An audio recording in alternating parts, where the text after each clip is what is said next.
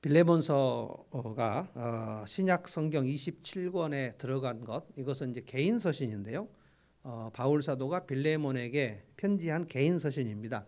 그런데 이런 비슷한 편지들이 굉장히 많이 있었어요. 뭐 도마 복음도 있고요, 바나바의 편지도 있고요. 신약 27권으로 이제 정경으로 딱 이렇게 채택이 될 때 아마 2세기경 예수님 돌아가시고 부활하시고 승천하시고 교회가 탄생된 것이 이제 AD 60년, AD 30년, 그리고 이제 교회가 핍박이 시작될 때가 AD 60여 년부터 시작이 됐고, 우리가 아는 네로 황제부터 교회가 엄청 핍박을 받았고요.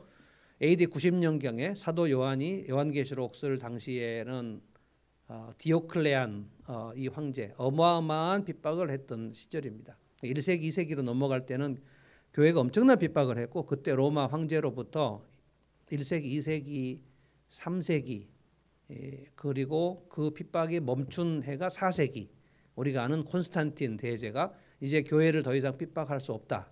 이미 콘스탄틴은 크리스찬이었고, 콘스탄틴 어머니도 크리스찬이었고, 황실과 귀족들에게 복음이 엄청나게 전달된 그 시절이었기 때문에 그 당시 로마 제국의 한 3분의 1 정도가 이미 크리스찬이었다, 이렇게 생각이 됩니다.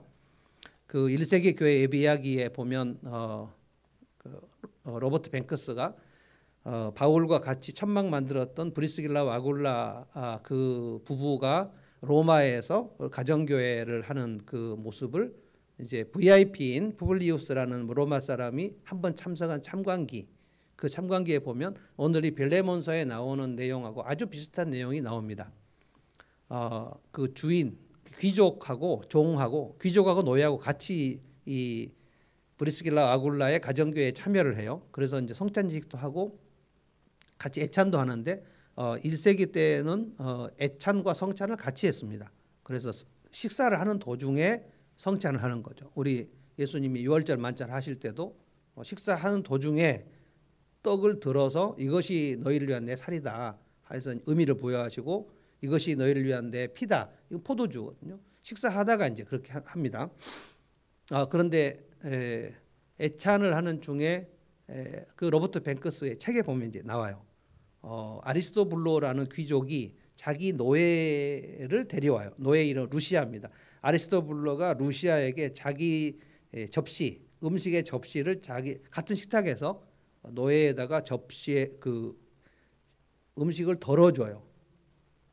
이 모습을 이제 로마 사람인 푸블리우스라는 사람이, 이거는 이제 다 픽션인데 너무너무 충격을 받습니다. 어떻게 귀족인 주인이 노예에게 자기 음식을 덜어줄 수가 있는지, 그러니까 로마 사회에서는 상상할 수 없는 일들이거든요. 이거 뭔가 있다. 아주 신선한 충격을 받아요. 근데 이 사람들이 다 지금 사도 바울의 바울서신 편지를 보고 바울 서신에 있는 내용들, 그리스도 안에서 주인이나 노예나 한 형제다, 뭐 이런 얘기들을 듣고, 남자나 여자나, 그 당시에는 뭐 남녀 차별이 엄청나게 많았는데 부부가 평등하다 이런 얘기도 있었고, 주인과 노예는 엄연히 수직적인 구조인데 그 크리스찬 주인들은 이 종들을 너무 학대하지 말고 너도 위에 주인이 있다는 사실을 기억하라. 그러니까 절대로 함부로 학대하지 말라고. 그래서 형제로 대해라. 그래서 크리스찬 노예들에게는 그 당시에는 이제 노예 해방을 얘기하지는 않았어요. 사도 바울은 그 1세기 때는 노예 해방을 얘기하는 게 고대에서는 의미가 없는 것이죠.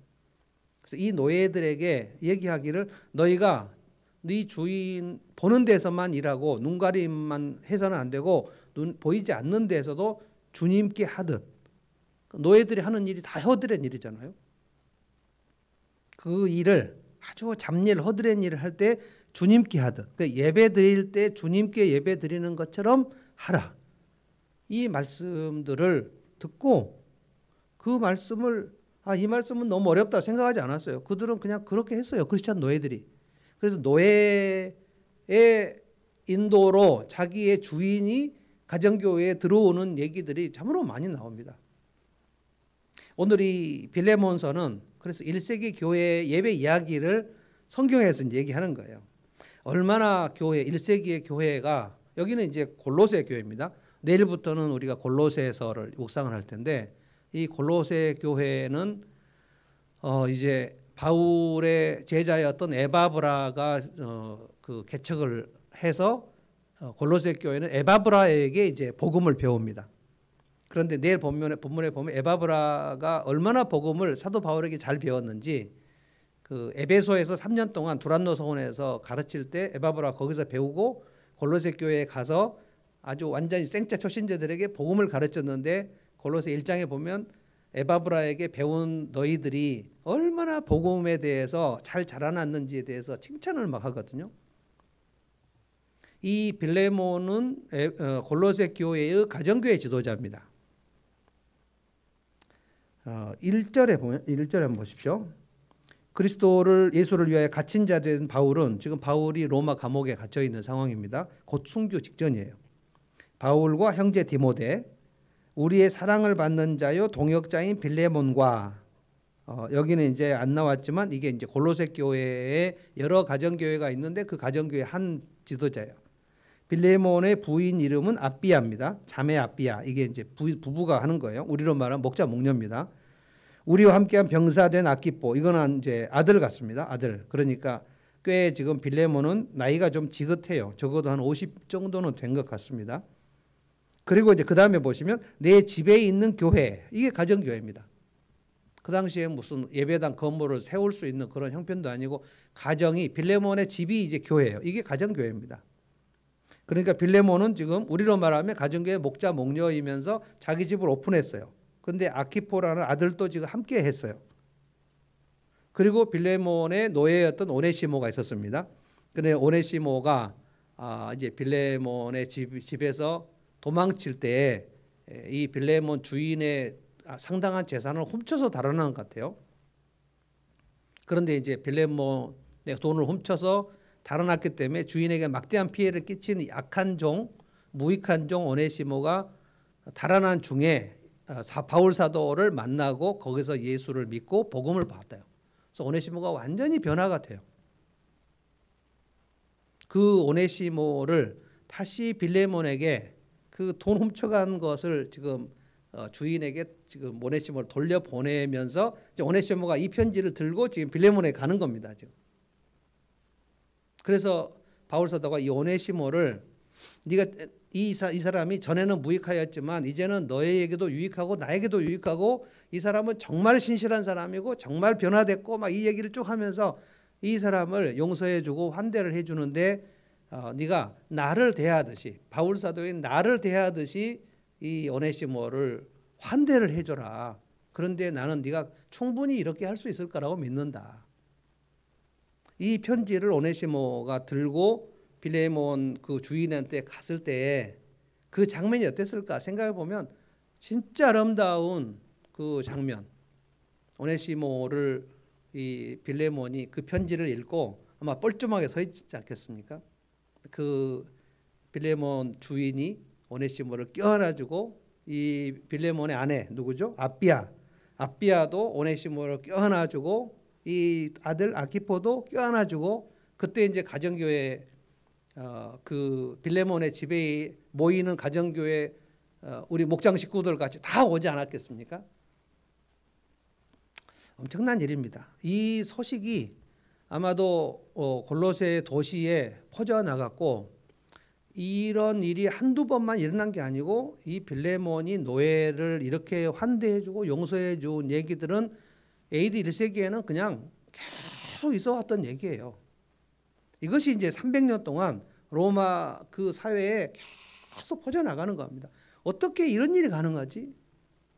그러니까 로버트 뱅커스가 쓴 1세기 교회 예배 이야기 보면 주인이 자기 노예를 목장 모임에 들어와가지고 자기 접시에 있는 음식을 덜어주는 그런 일들을, 그러니까 지금 그 가정교회 안에서는 너무 일상적인 모습인데 외부에서 VIP가 한번 그 목장에 참석해서 그 모습을 보면 충격을 받는 거죠. 지금 현재 로마 시대에는 주인과 노예 사이에 그런 일이 있을 수가 없으니까 이게 뭔가 싶은 거죠. 그런데 막 마음속에 엄청 충격을 받고, 노예들이 만약에 거기에 참석을 했다면 와, 저 주인 밑에서 한번 일해보고 싶다. 그런데 같은 귀족끼리도 충격을 받지 않겠습니까? 이것이 이제 저는 1세기 교회의 힘이었다 이렇게 봅니다.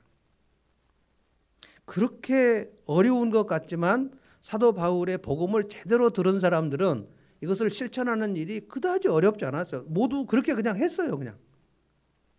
오늘 빌레몬을 보면 빌레몬의 믿음에 대해서 얘기했는데 빌레몬은 믿음과 삶이 완전히 분리된 사람이 아니었어요. 엄청나게 많은 사람들에게 혜택을 줬어요. 자 봅시다. 4절 보면 내가 항상 내 하나님께 감사하고 기도할 때에 너를 말함은 바울 사도가 빌레몬을 위해서 기도를 할 때 그 마음이 늘 뿌듯한 거예요. 야, 저 빌레몬 뭡니까? 5절에 주 예수와 모든 성도에 대한 네 사랑과 믿음이 있음을 들었다 하는 거예요. 이 사람이 얼마나 주님을 사랑했고 얼마나 성도들을 사랑했는지에 대한 소식이 퍼져요. 퍼져. 6절을 봅니다. 이로써 네 믿음의 교제라는 것은 주님과 가까워지는 교제를 말하면서 주님과 가까워지면서 그 주님에 대한 은혜가 맨날 솟구치면서 그 형제 사랑으로 이제 간 거예요. 우리 가운데 있는 선을 알게 하고 선이라는 것은 양선이죠. 양선. 선행이 뭔가 예수를 믿고 나서 그가 선한 삶으로 바뀐다는 것이 무엇인지 빌레몬은 그냥 자기 삶으로 다 보여줬다는 거예요. 이게 1세기 교회 가정교회 목자들의 평균 수준이었다는 겁니다. 그래서 우리 가운데 있는 선을 알게 하고 야 선이 이것이구나 알게 했다는 거예요. 그리고 그리스도께 이르도록 역사했다는 거예요. 그러니까 우리로 말하면 섬김에 풍성해서 그 섬김을 받고 많은 사람들이 그리스도께 돌아오게 되었다. 많은 VIP들이 있었다는 것입니다. 7절을 보십시오. 형제여 성도들의 마음이 너로 말미암아 평안함을 얻었으니 그러니까 골로새 교회 그리고 이 빌레몬 집에 있는 가정교회 성도들 우리로 말하면 목원들 목장 식구들 그들의 마음이 너로 말미암아 평안함을 얻었다. 이 평안함이 뭔가 영어 성경 찾아보면 리프레시라고 됐어요. 리프레시.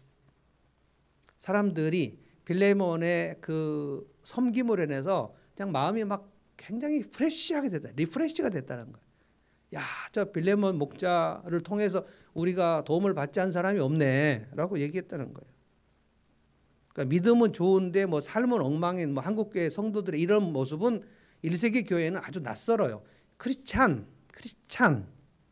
크리스찬이라는 이름, 그리스도인이라는 이름이 바울과 바나바가 처음 섬겼던 안디옥 교회에서 시작이 됐습니다. 안디옥 교회 교인들을 향하여 크리스찬이라는 이름.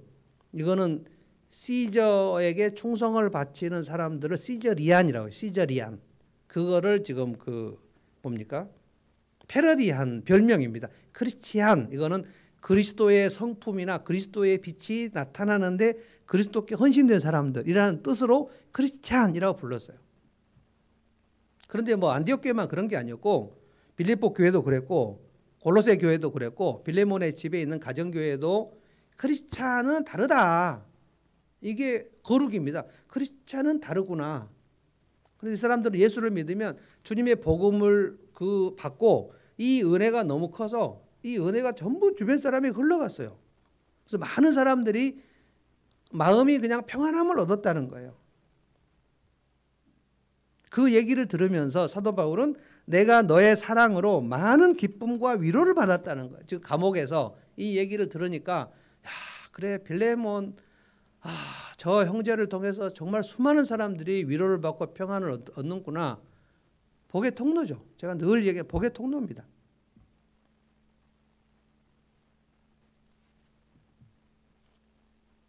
엄청난 그런 영향력이 있는 겁니다. 우리가 예수님을 믿으면 제대로 믿을 필요가 있어요. 복음이 제대로 우리에게 들어오면 주님이 나를 얼마나 사랑하셨는가를 깨닫고 이걸 이제 은혜를 받았다는 거죠. 은혜를 받았어요. 나같이 죄인이 주님의 은혜를 받았어요. 어메이징 그레이스를 받았어요. 그러면 이제 이 은혜를 받은 것을 주변 사람들에게 이건 뭐 남편과 아내는 말할 것도 없고 지금 빌레몬과 아비야 그리고 아키포 그 가정은 뭐 가정 불화가 있을 수가 없는 거예요. 1차적인 겁니다. 이게 가정 불화가 가정 화목으로 되는 것은 1차적 목표인 거예요. 이게 이제 우리는 잘 안 돼가지고 계속 뭐 이렇게 훈련을 받아야 되지만 1세기 교회는 그냥 예수를 믿고 너와 내 집이 구원을 얻으리라. 그래서 구원을 받았으면 그냥 영향력이 막 확대되는 겁니다.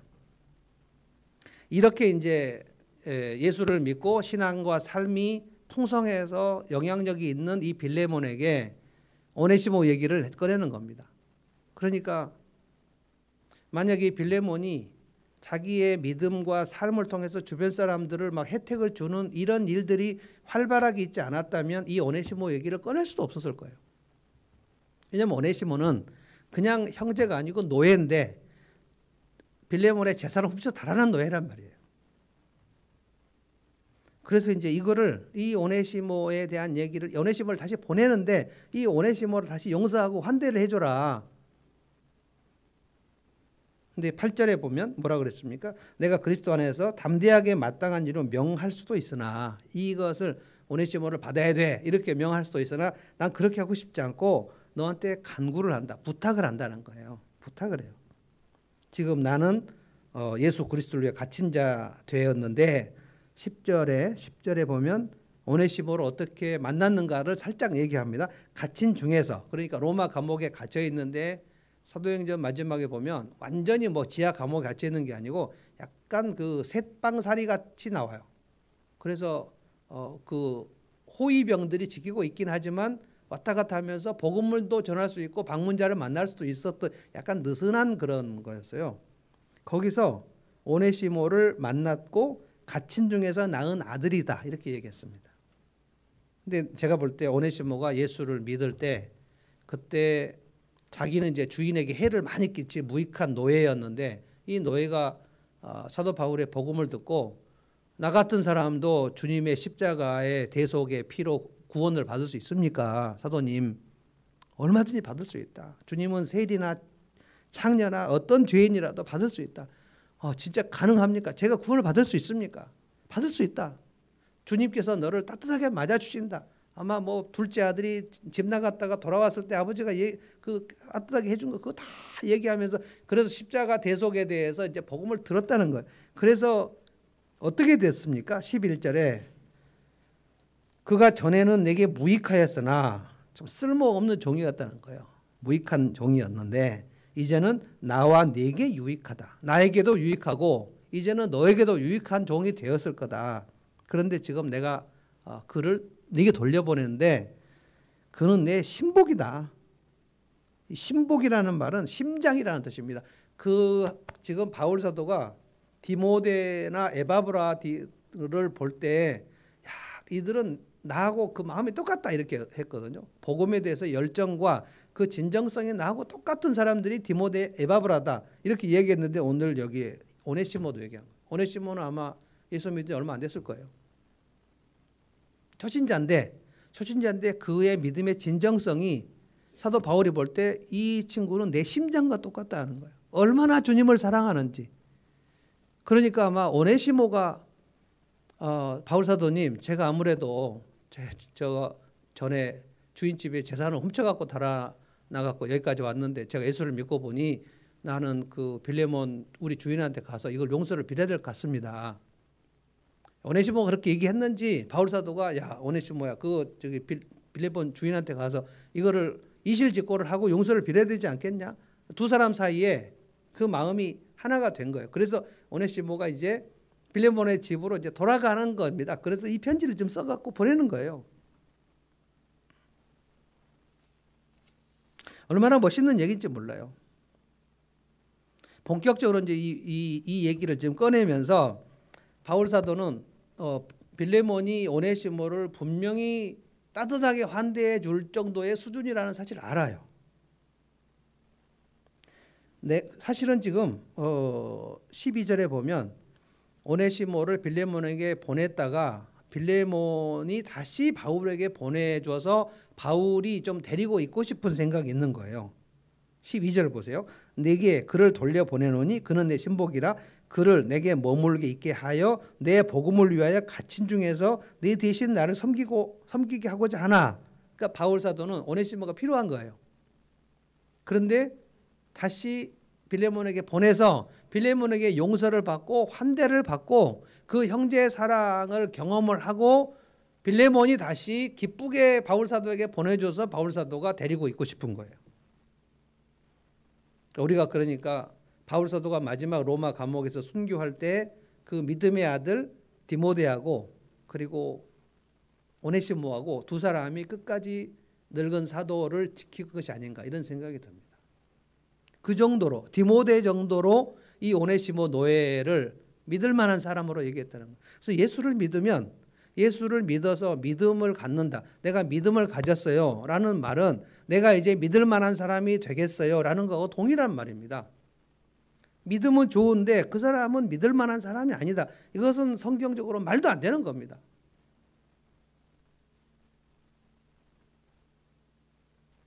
(14절) 보십시오. 다만 네 승낙이 없이는 내가 아무것도 하기를 원하지 않는다. 그러니까 승낙을 너 허락을 받고 싶다. 너의 선한 일이 억지같이 되지 않고 자유로 되게 하려 함이라. 그러면서 15절에 잠시 떠나게 된 것은 이거는 이제 주인 돈 훔쳐가고 도망간 걸 얘기하는 겁니다. 너로 하여금 그를 영원히 두게 하려 함이니 혹시 그 주인의 돈 훔쳐가고 달아난 것이 그래서 나를 만나서 복음을 들었으니 그 악한 일이 선하게 된 것이 아니냐. 16절에 엄청난 얘기를 해요. 이게 이제 AD 1세기 교회의 힘이라는 겁니다. 이후로는 다시 오네시모를 만나면 종과 같이 대하지 말고 형제같이 대해줘라. 종 이상으로 대해줘라. 지금 돈 훔쳐가고 달아간 노예가 지금 주인 집으로 돌아가는데 그냥 용서해줘라. 그 정도가 아니에요. 종으로 대하지 말고 형제처럼 대해줘라는 거예요. 내게 특별히 그러한 형제 같은 사람인데 육신과 주 안에서 상관된 너에게 가면 매우 유익한 자가 될 거다. 아마 오네시모가 그 빌레몬 주인에게 돌아갈 때 그 좀 두렵고 떨리지 않았을까요? 그런데 바울 사도는 이 오네시모가 빌레몬에게 돌아가야 한다고 생각했어요.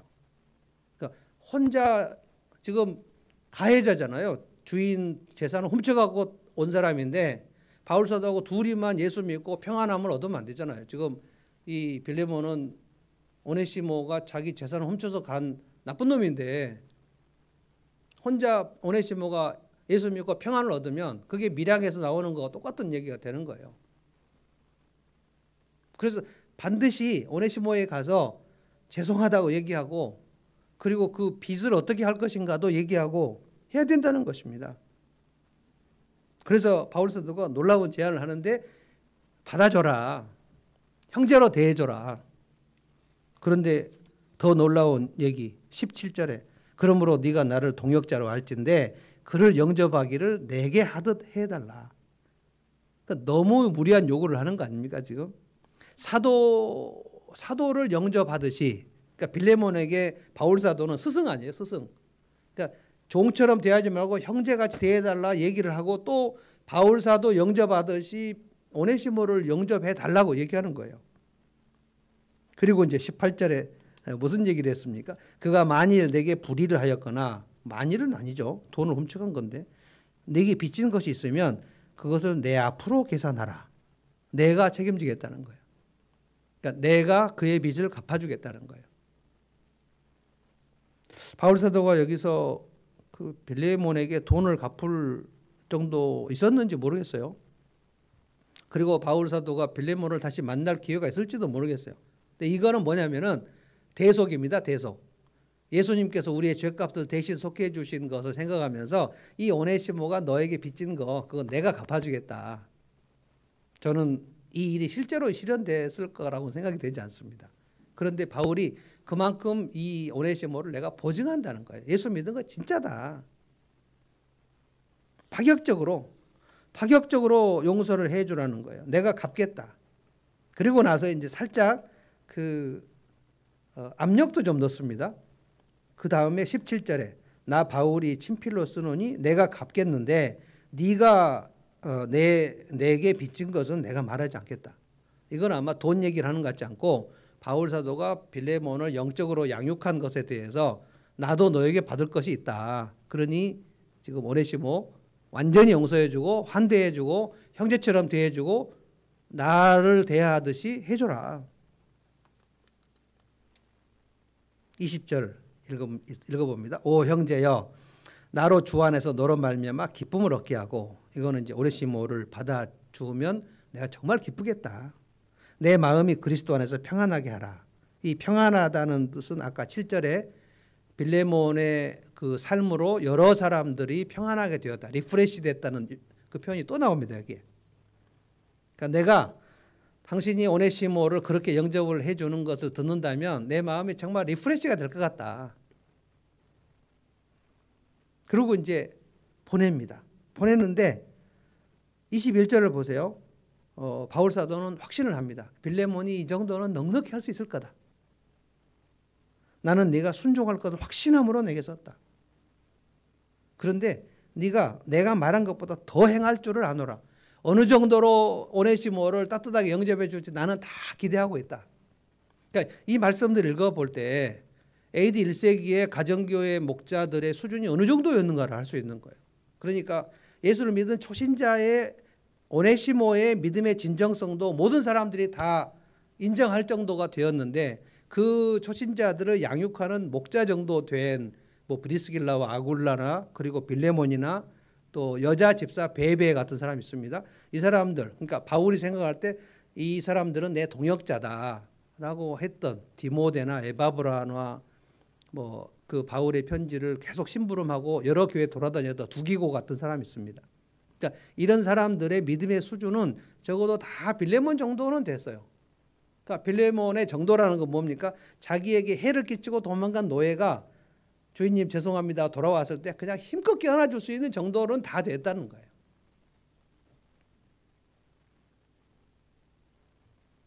저는 이 편지를 들고 오네시모가 빌레몬 주인의 집에 도착했을 때 어땠을까?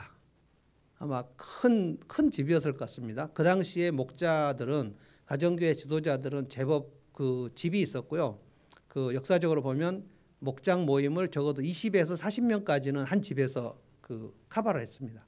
우리는 뭐 12명 되면 분가하고 그랬지만 그 당시에 가정교회는 한 40명, 50명 그 정도까지. 그러니까 제법 좀 집이 있었어요.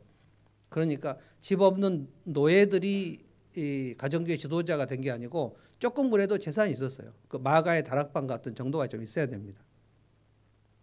오네시모가 빌레몬의 집으로 왔을 때 그 빌레몬의 집에 뭐 또 노예들도 있고 하인들도 있었겠죠. 그 도착했을 때 같이 옛날에 같이 일했던 그 노예들이 만나가지고 빌레몬 주인에게 알렸을 거고 오네시모가 빌레몬에게 갔고 이 바울 사도의 편지를 들고 갔을 때 아마 그 오네시모는 얼마나 좀 뻘쭘한 가운데 갔을까요? 그런데 이제 빌레몬이 그 바울 사도의 편지를 읽고 보고 오네시모 얼굴 보고 그다음에 무슨 일이 있었을까요?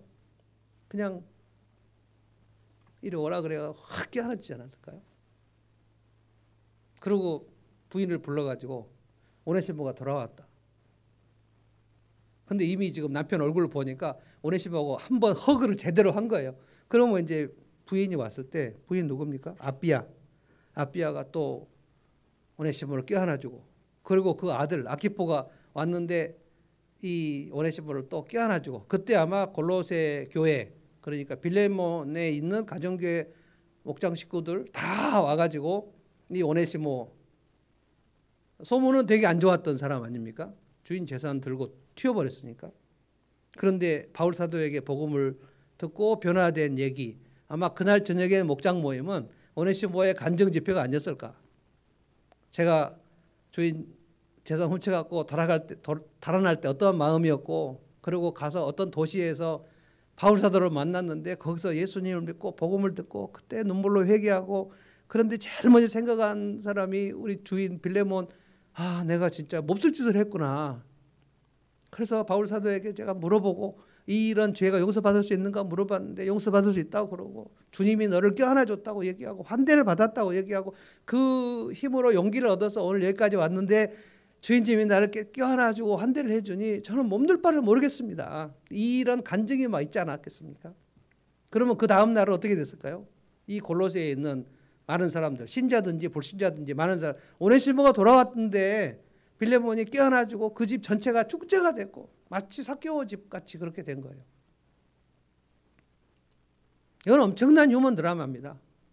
이런 얘기들이 로마 시대에 곳곳의 가정교회들에게 일반적으로 있었다는 거예요. 주인과 노예가 완전히 차별되고, 그 당시에 귀족과 노예라는 것은 귀족이 있고 평민이 있고 노예가 있는 건데, 우리 조선시대로 말하면 천민들이 천민들. 조선시대의 양반 상에 밥상에 천민이 가서 같이 생선 나눠 먹고 막 이런 일들이 있었던 거예요.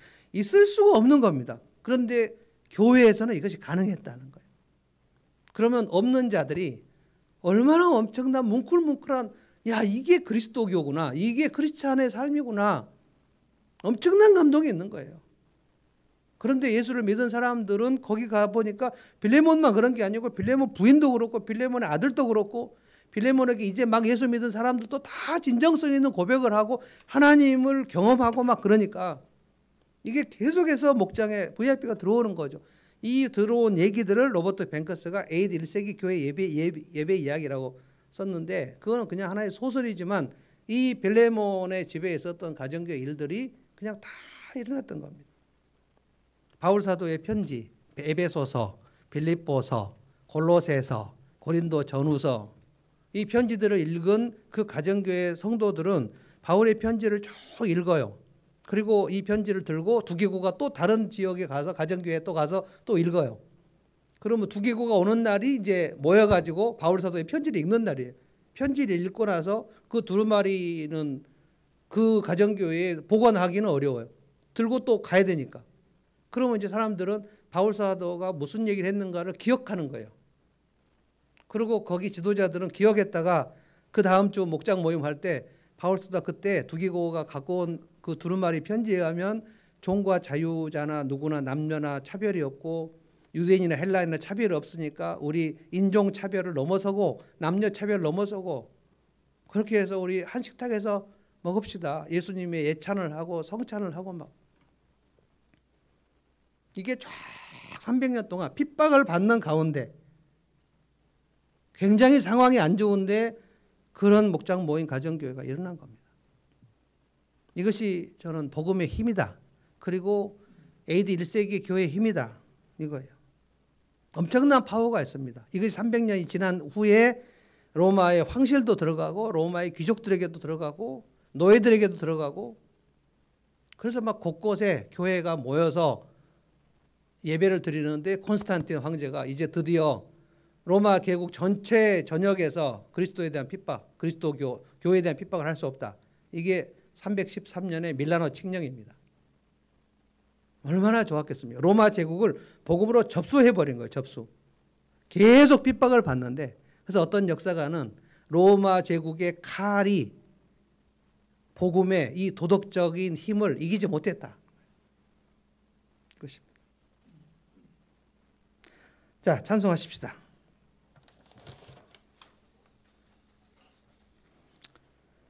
218장 내 마음과 정성을 다하여 주 너의 하나님을 사랑하라. 내 몸을 아끼고 사랑하듯 형제와 이웃을 사랑하라. 주께서 우리에게 명하시니 그 명령 따라서 살아가리. 이 찬송 한번 하십시다.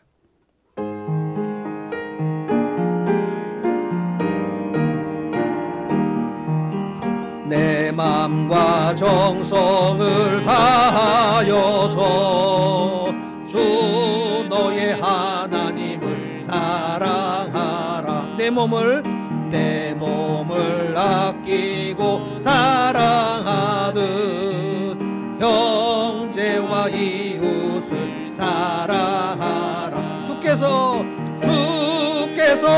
우리에게 명하시니 그 명령 따라서 살아가. 널 미워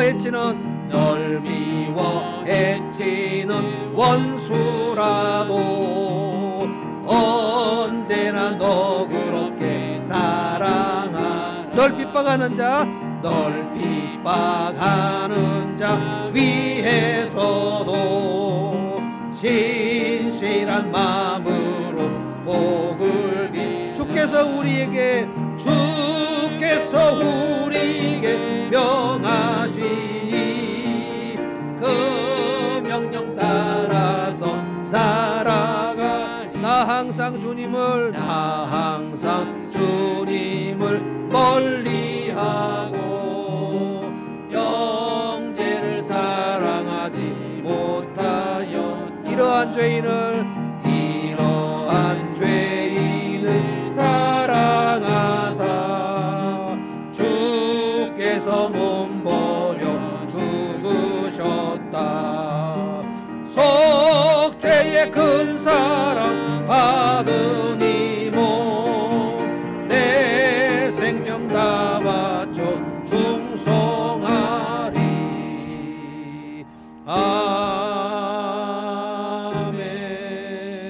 아멘. 기도하겠습니다. 하나님 감사합니다. 우리가 먼저 하나님을 찾아가서 사랑한 것이 아니라 우리는 하나님을 배반하고 멀리 했는데 하나님께서 우리를 찾아오셔서 사랑해 주시고 우리를 사랑하시는 증거로 독생자 예수 그리스도를 십자가 위에서 피 흘리게 하시고 죽게 하셔서 우리의 죄값을 대신 치르게 하시고 우리는 그저 예수를 믿음으로 영생을 얻게 하신 줄로 믿습니다.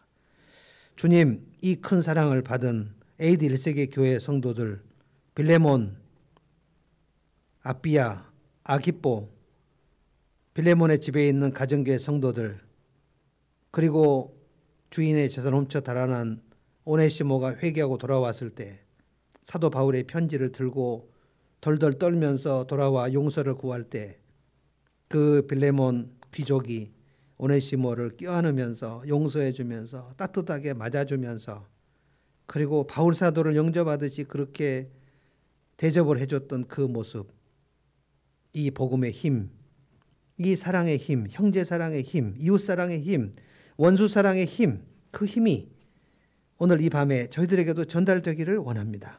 주님, 저희가 주님의 사랑을 이렇게도 많이 받았는데 이 사랑이 이제는 흘러 넘치기를 원합니다. 내 가장 옆에 있는 사람에게 사랑이 흘러가기를 원합니다. 은혜가 흘러가기를 원합니다. 그 축복이 흘러가기를 원합니다. 그래서 우리가 복음의 통로가 되기를 원합니다. 하나님, 이번 성탄절 저희가 예수 그리스도의 생명과 그 감사와 기쁨을 우리 VIP들과 나누기를 원하여 이제 초청을 합니다. 코로나로 인하여 누가 올지 안 올지 우리는 알 수 없습니다. 그러나 잔치를 베풀고 그들을 초대하여 우리 안에 있는 이 생명과 이 감사를 나누기를 원합니다. 주님, 우리의 삶 속에서 이러한 은혜가 흘러넘치는 일이 일어나게 하여 주시고 AD 1세기에 있었던 그 신선한 충격의 소식들이 우리의 삶과 우리의 가정의 삶에서 일어나게 하여 주시고 우리의 목장에서 일어나게 해주시고 그리하여 예수를 알지 못한 VIP들이 우리의 목장에 찾아왔을 때 우리 교회에 왔을 때 정말 신선한 충격을 받고 여기가 정말 하기를 원합니다. 우리 교회가 깨어나기를 원하고 일어나기를 원하여 이 마지막 시대에 이런 복음의 힘이 흘러가는 교회가 되게 하여 주시기를 기도합니다. 감사드리며 예수님의 이름으로 기도합니다. 아멘.